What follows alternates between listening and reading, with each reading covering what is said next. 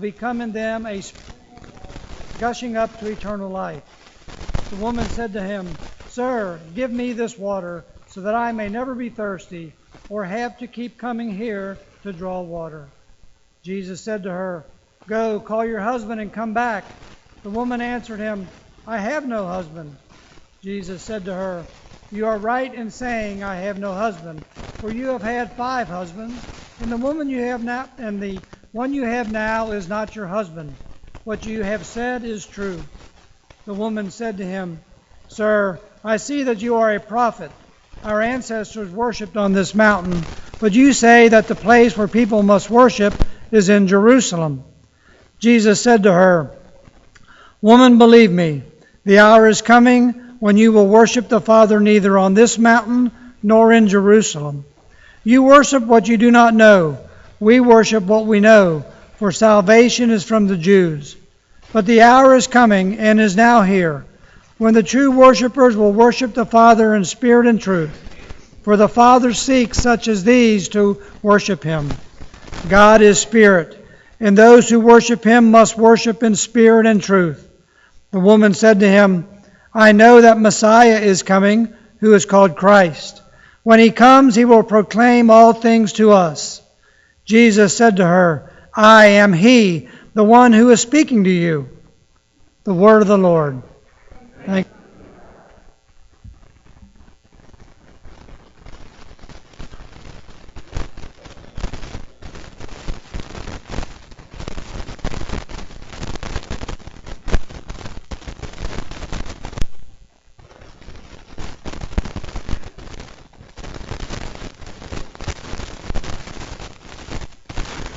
Thank you for allowing me to be seated during the sermon. I've been under the weather for a while, so I will not handle the communion elements. And I thank everyone who's been pitching in to help out with this effective pastor. Just so you know, it's not totally new to have the preacher sitting down. In the early church, the preacher always sat, and all of you had to stand. We clergy call those the good old days.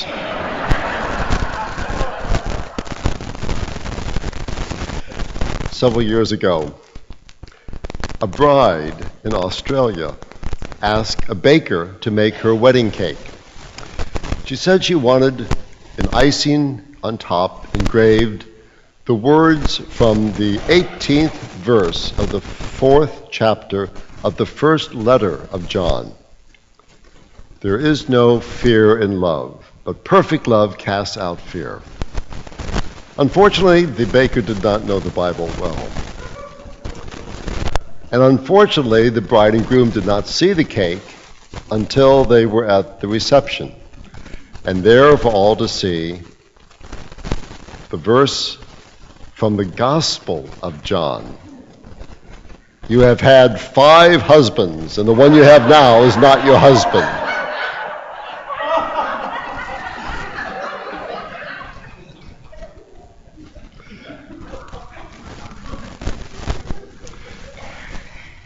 Today's gospel is the longest gospel we read during the year, except on Passion Sunday.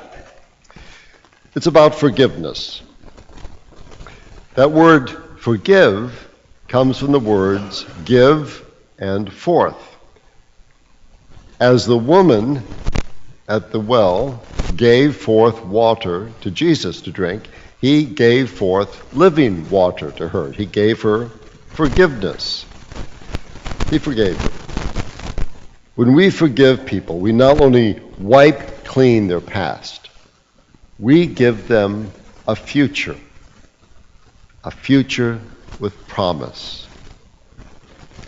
But the story is about more than forgiveness. The story is also about fear. Think about it. Why was this woman at the well at the noon of the day? Samaria is a desert-like country. That's the hottest part of the day. Women went to the community well in the cool of the early morning or the late afternoon. Why was she there at noon? Because she was afraid. She was afraid of being seen. She wanted to avoid the shame and the insults and the pain. Maybe that cake decorator was not so wrong. By forgiving her, Jesus was showing great love. And there is no fear in love, but perfect love casts out fear. The first reading today from Exodus is also about fear. Moses strikes the rock with his shepherd's rod to get water. Now, for those of you in the back of the church, this is a legitimate, honest-to-goodness shepherd's rod. It's a short club that shepherds use to drive away wolves. It went with the staff, you know, the psalm, I rod on thy staff, they comfort me. Yes. For those of you closer to me, this is a Louisville Slugger miniature bat. But the rod really was similar to this, just a little thicker. Moses strikes the rock with the shepherd's rod to get water. Now, the common feature of these two readings, the first one in the gospel, is not just water, it's fear. Look at the stories in Exodus leading up to today's first reading. God sends the angel of death to kill the eldest son in every home in Egypt. And the Hebrews are scared. But that angel of death passes over the homes of the Hebrews, which of course gives us the celebration of Passover. And then the Pharaoh says, get those Jews out of here, make them leave. And the Exodus begins. But no sooner do they get to the Red Sea than they see 600 Egyptian chariots right behind them, and they're scared. So Moses takes his rod and parts the sea, and they go on. And then, on the other side of the sea, they realize they have no water. They come to a lake of bitter water. They can't drink that, but Moses touches it with his rod and sweetens the water so it can be drunk. And then they run out of food. God has to send manna from heaven so they don't die of hunger. And then, in the scripture today, they've traveled on, they found no water, and once again, they're afraid. Then Moses takes batter's practice with a rock, and the water gushes out. And God says, why do you keep putting me to the test? Why are you always afraid? Well, I think we can understand, can't we? The Israelites felt forsaken in the wilderness. The woman felt forsaken by that well in Samaria. And you and I have been there too, haven't we? We have not wandered in a physical wilderness, but haven't we been in some kind of spiritual wasteland at times? Maybe a medical wasteland, or an employment wasteland, a health wasteland. I know what that's like today. We've all experienced dark valleys. In America today, we fear health reform, and we fear political turmoil. In Europe, studies show that Europeans are more afraid today than at any other time since the end of World War II. The United Kingdom voted for Brexit because they were afraid of what was happening on the continent. The Germans gave fear the name Angst, or anxiety. Former German Chancellor Helmut Schmidt said, "We Germans tend to be scared. It's been stuck in our consciousness since the end of the Nazi time and the war." In France, 93% of the people said that they have a high sense of fear, especially of terrorism. In Poland, 78% of the people said they're afraid of their neighbors, the Russians. Italy, Italy, in the last 10 years, has had 8 prime ministers and 13 cabinets. And people are afraid of instability and economic collapse. Fear often bubbles to the surface. Why did you bring us out of Egypt?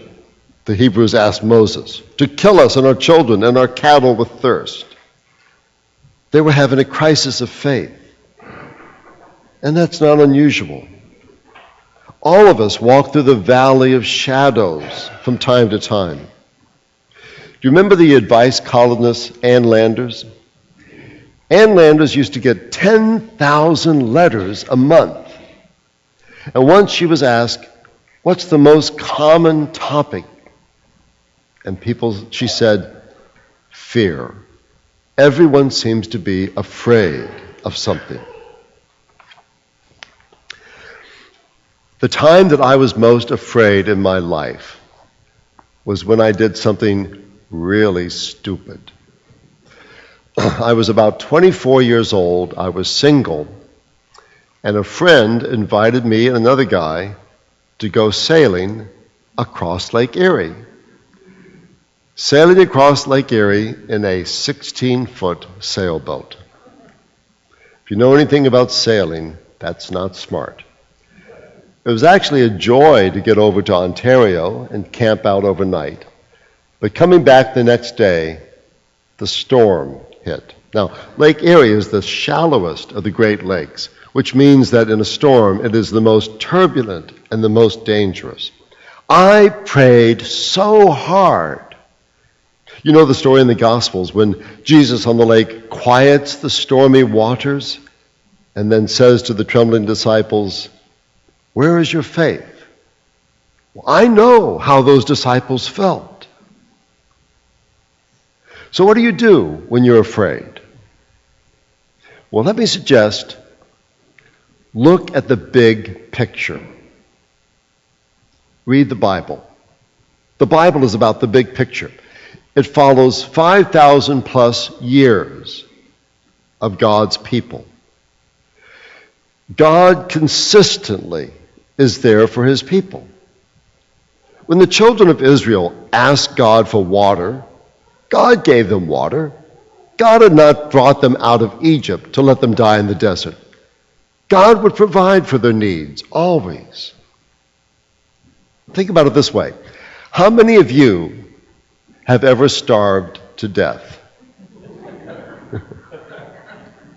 Now, I'm actually not making light of people who do starve to death. But God sends them help also. God sends us to them. That's why we are the world's richest nation, not because we're better than other people, but because we can help other people. I'm a great advocate for the Lutheran World Relief, one of the finest relief organizations in the world. Do you know the largest refugee camp in Jordan is run by the Lutheran World Relief? We are part of God's plan to help people. God always provides our basic needs. No, that doesn't mean we're going to get rich. Remember that philosopher's great line? Wealth consists not in having many possessions, but in having simple wants. God always provides our basic needs, not our basest wants. What the Israelites needed at that moment with Moses was not so much water as it was reassurance. So God told Moses, strike the rock, and Moses did, and he got wet. But now remember, those children of God were on a journey. Soon they would have to leave that rock. What about the next time they got thirsty? And the next? What would they do for water then? Well, Moses still had his rod. And 3 months after leaving Egypt, God gave them the 10 Commandments, God's love letter to them.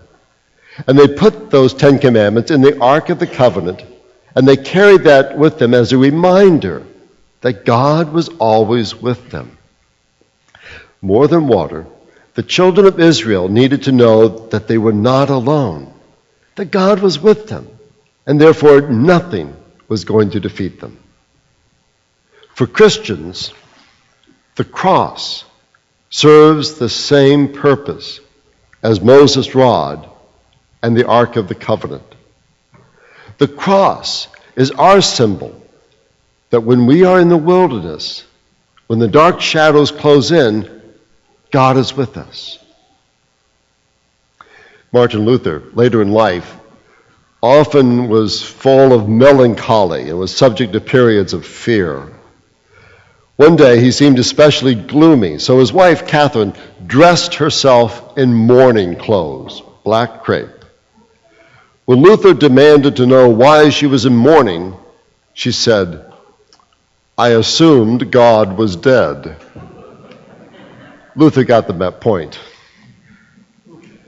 We all have fears, don't we?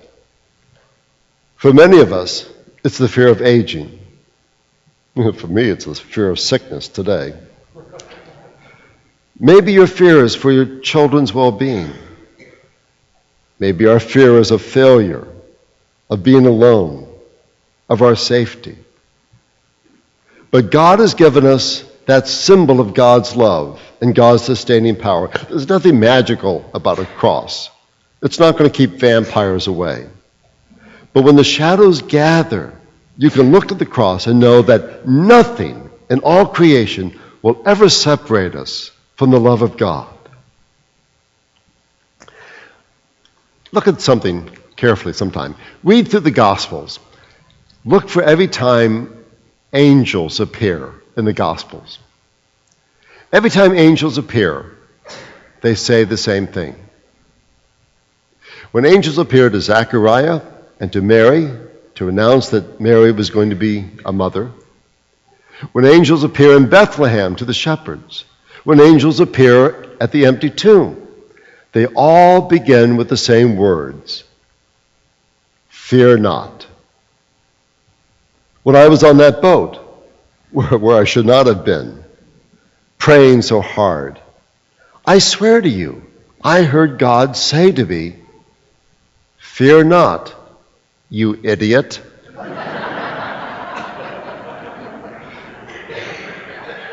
Fear, not doubt, is the opposite of faith.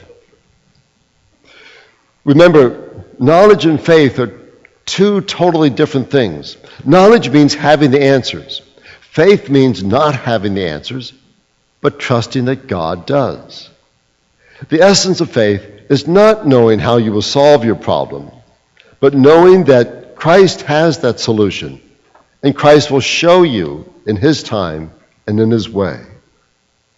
And the beauty of dealing with fear is that Christ's answers are so often unexpected. Christ works in the most remarkable ways. Who would have imagined you could strike a rock with a rod to get water? Or that a thirsty stranger at a Samaritan well to whom you've offered water would give you forgiveness and living water? Who could have imagined that the Messiah would be born in a barn?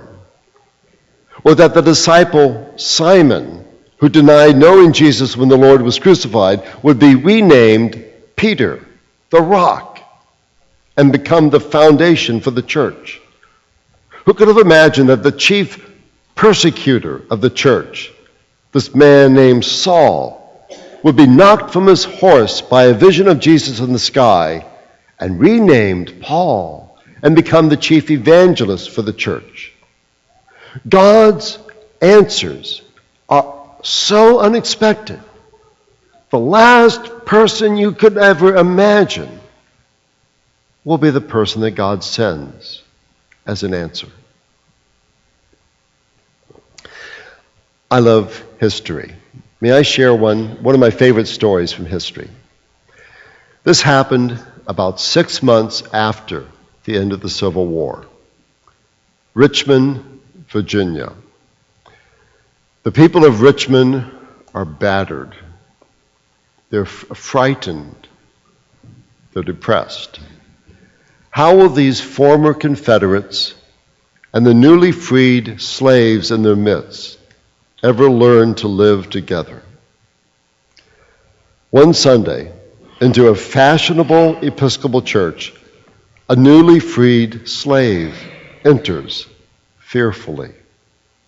At communion, he goes to the rail and kneels. And you can hear everyone in the church gasp. They're afraid. What will they do? And then the church's newest deacon, who had only been in that church for about 6 months, a man who is distinguished looking with a white beard, walks up and kneels beside the African American. Captured by his spirit, the congregation follows, and that church becomes the first integrated Episcopal church in Virginia. Who was that deacon?